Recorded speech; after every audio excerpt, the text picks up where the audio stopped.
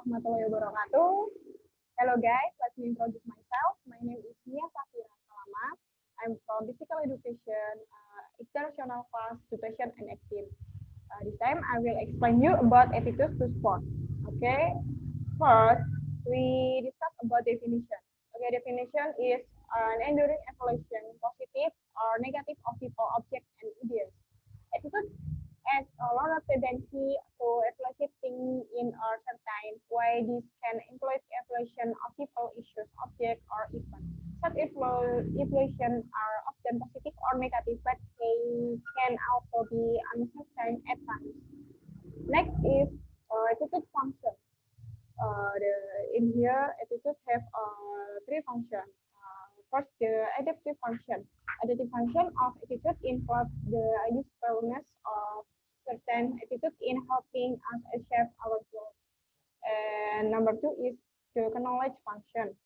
The knowledge function of attitude refers to the fact that having attitude make the world simpler and more predictable place. It also means we can save ourselves mental energy that would otherwise have to be spent analyzing every person and situation we come across. Okay, next number three is the ego defined self function. The ego defined self function of attitude concerns the fact that we can adopt attitude to help protect ourselves from difficult or painful feelings. People whose pride has suffered by a defeat in sport might similarly adopt defensive attitude is what this attitude. Okay, next is attitude structure. In here have three structure in attitude sport. One is cognitive structure, where is dimension of attitude concern our belief.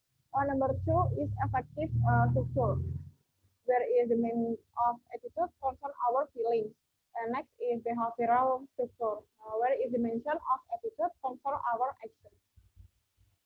Next is measure attitude. Uh, the way of measuring attitude, we can measure attitude directly by asking questions or asking them to respond statement that describe belief, feeling, our behavior associated the topic we are interested in. There are three main ways to measure attitude. Number one is by truth one. Representatives talk about the method of scaling the attitude statement with a stimulus approach, which means that in this approach, it is shown to place a stimulus or attitude statement on a psychological continuum that will show the degree of tolerable or not tolerable of the statement concerned. Next is by Likert. Likert talk about attitude can be measured by the method of summit rating or method of semantic rating.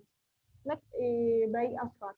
Ascot talks about semantic differential is an application of his more general attempt to measure the semantic meaning of words, especially adjectives and the concept of their effect. Okay, next is the factor that influence to attitude. Number one is personality genes. Personality genes and attitude. To their theories such Asian personality is primarily determined by genetic factor. It is centrally conceivable that genes might influence sporting attitudes. There is indeed some evidence that our genetic makes up why my predispose us to generally positive or negative attitudes or to sport. Okay, next is social learning of attitude. Where children are likely to adopt the attitude to sport they see in their parents. Children also receive powerful response in response to the attitude they express. They express from a very early age. Social learning can help explain attitude to both participation and expectation. Okay, next is parental involvement. Where the extent to which parents actively get involved in children. Sporting activities can affect their attitude sport. And last is desire for health and discipline and settlement. Okay, next is attitude to sport and sporting behavior. First is Pelone behavior theory. explain behavior theory gets around by introducing further variable, despite behavioral control which influence intention. Next is theory of reason action. The behavior is determined by the individual desire to perform or not perform a particular behavior. In this theory, two factors determine individuals' intention to take part in sport. One is their general aptitude to sport and how socially describable they consider sport to be. Okay, next is the trans-theoretical model or TTM. The trans-theoretical model refers to the fact that the model comprises elements several physical theories. To the TGM, people go through five steps before they regularly participate in sport. Number one is pre-contemplation. Number two is contemplation. Number three, preparation. Number four, action. And last, maintenance. Okay, next is changing people attitude to sport. I have two concepts. One concept is cognitive dissonance, is the unpleasant sensation we experience when an attitude we hold comes into conflict with a current situation or intention. The cognitive dissonance explains how we can change our attitude in response to new situations in pandemic.